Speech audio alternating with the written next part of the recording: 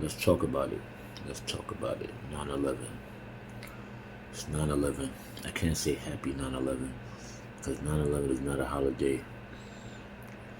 It definitely became somewhat of a holiday for the people, the victims' families and friends. Very difficult time. 22 years ago. Time flies. Time flies. But I just want to reflect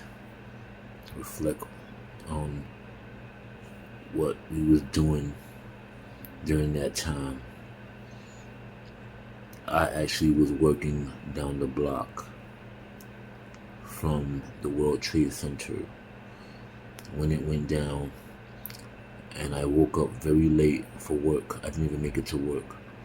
My peoples woke me up like, yo, the second building got hit by a plane. So I'm like, what happened to the first building? Then not too long later, they collapsed. The first building collapsed right in front of our eyes on TV. So we're looking at that like, yo, the fuck is going on? So, night before that, the reason why I could not make it to work and I was late because I overslept from being very high off of special greenery provided by this producer named Punch. We used to hang out at Universal Records all the time. And salute my boy Mike Espinal. He used to work over there. And we used to see people like Dan, who signed Afro Man. I Get High, yeah. The guy that signed him used to hang out with us. Then we used to also see Dino DeVal, who signed Cash Money. He actually said I looked like Cardinal Official. He used to make fun of me like that. And I highly disagreed, even though we all skinny, tall, slender types and shit. Salute, Cardinal Official. But back to the story. We was hanging out at a bar. I never drink, never got drunk in my life, still to this day. But the weed that we was smoking, the greenery, the spinach, the la, was very potent. That type of weed wasn't a regular thing back then. That wasn't something that everybody had. Only special people had that type of weed.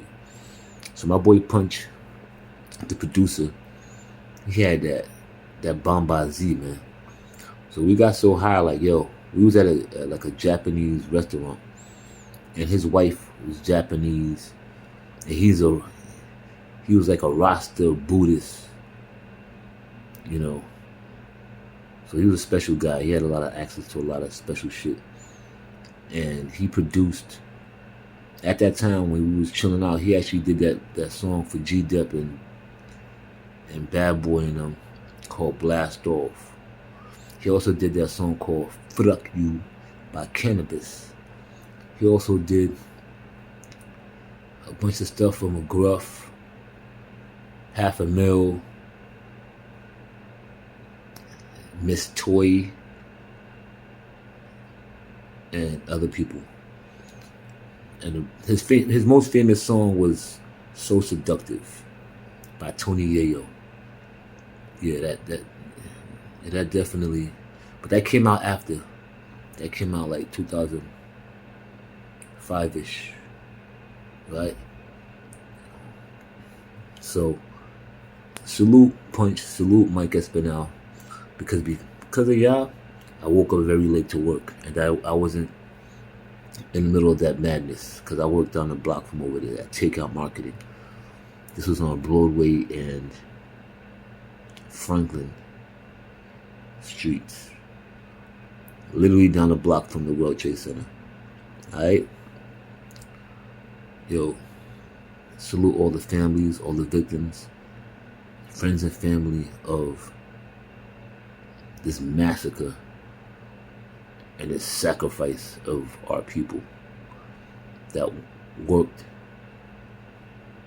in that building that went through that. We still have nightmares and traumatic experiences from that day, you know? And, you know, us real people, our hearts pour out.